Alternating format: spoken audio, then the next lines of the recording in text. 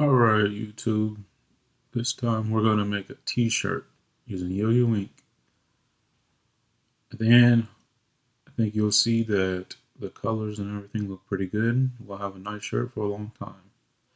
Starting in Photoshop, we'll take our image and we will have to reverse the image so that once we transfer it to the shirt, it is facing the right direction. This step, as well as all steps, can be done in any software just about. Right now we're using Photoshop though. Once it's flipped, we'll go ahead and position it so that we can preserve as much of our paper as possible and we don't waste any. And then we'll go ahead and print. Now, since each transfer paper or iron-on is going to have different instructions, I won't go over the settings and everything like that.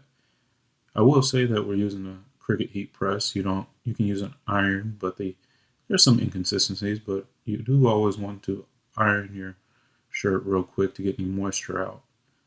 And then go ahead and press it according to your instructions, and then you can peel it. Real quick while I'm peeling this, just remember you should lint roll your shirt before you start as well. Looks pretty good in my opinion. The blacks are nice, the reds pop. Just going to finish it off real quick, and then I got a nice new shirt.